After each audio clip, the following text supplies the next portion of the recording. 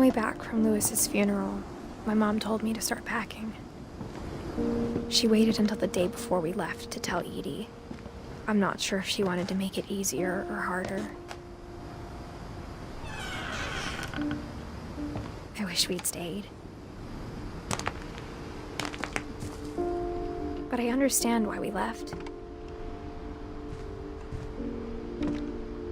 My mom ended up leaving everything behind.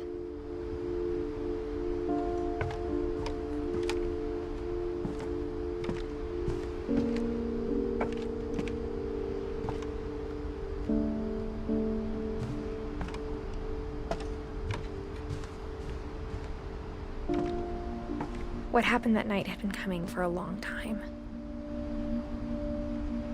Maybe I should have come sooner.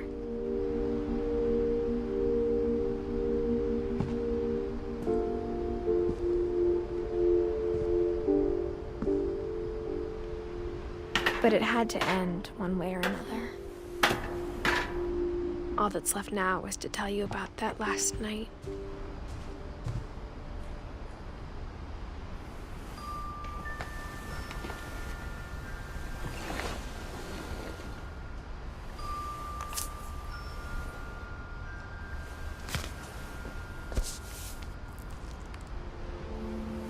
That whole last day, Edie just watched us pack and didn't say a word.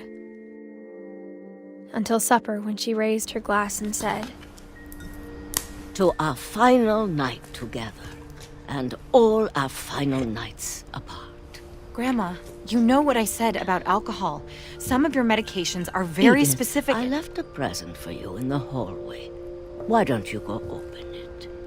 The grown-ups have to argue now. I'm sorry, you're right.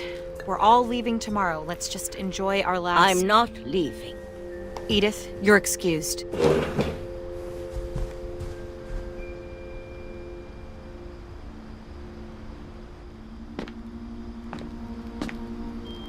The power had been shut off that morning, but Edie always had plenty of candles. When my mom sealed the library, I don't think she knew about the other entrance. Or that Edie had a key to it.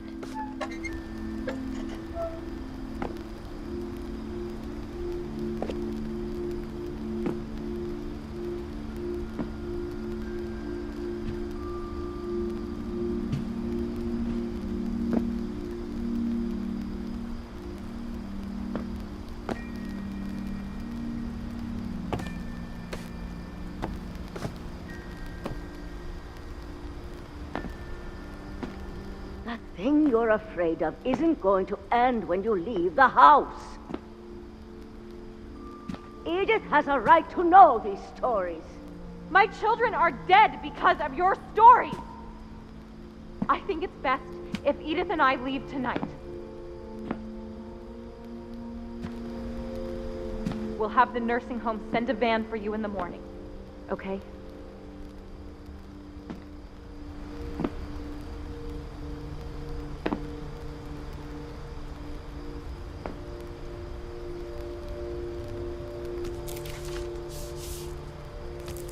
Dear Edith, there's so many stories I wish I could tell you, but there's only time for one. This is about what happened on the night you were born. That night, the tide went way, way out.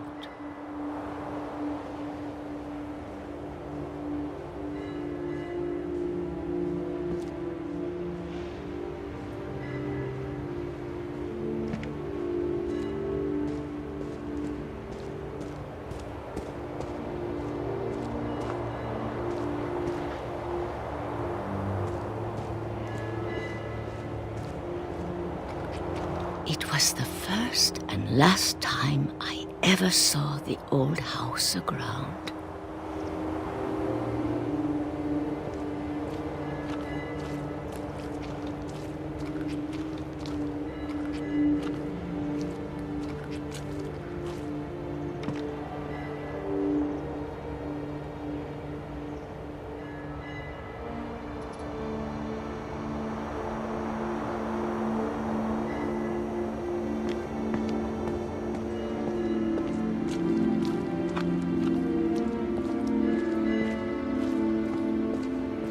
There'd been an earthquake out in the middle of the ocean.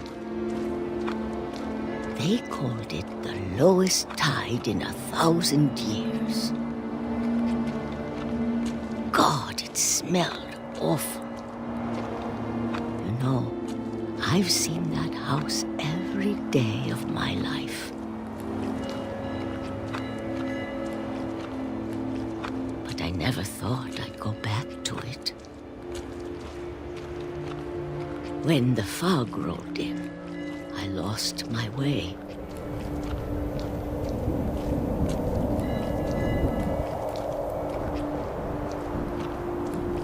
I got turned around.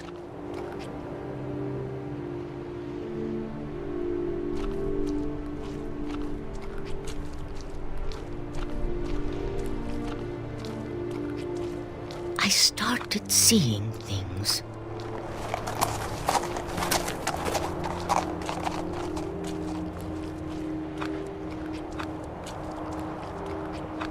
Things I'd forgotten had ever existed.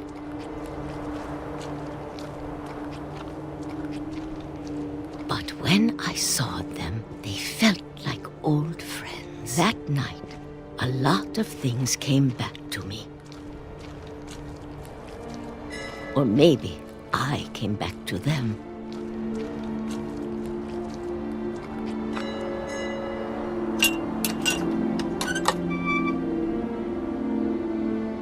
Things I can't explain, but that I need you to try and... Edith, what are you doing in here? It's mine. Edith! Mom, you're gonna rip it! Let go! I kicked and screamed, but Mom dragged me to the car. I never saw Great-Grandma Edie again. The next morning, the van came to pick her up, but she was already gone. After that, we moved around a lot.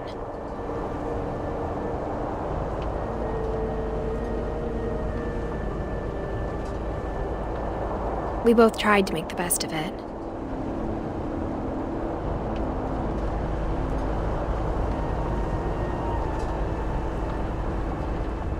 A few years went by.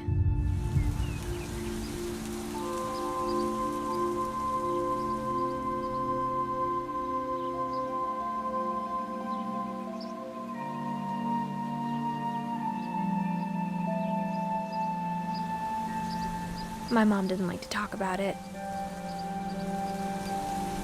but she started getting sick a lot. The rest happened pretty quickly.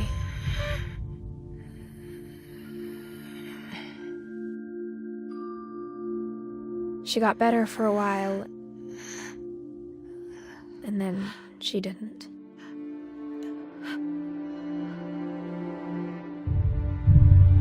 And then I was alone.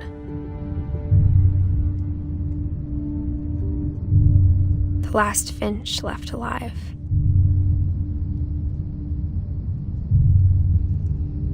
Until I found out about you. I'm still not sure what to tell you about all this. If we lived forever, maybe we'd have time to understand things. But as it is, I think the best we can do is try to open our eyes and appreciate how strange and brief all of this is.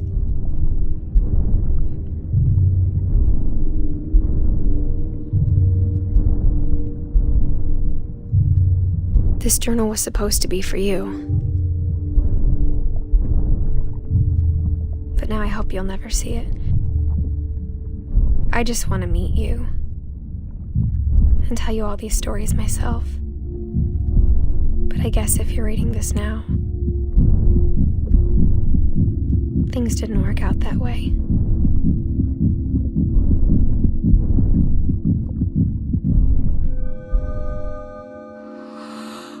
This is where your story begins.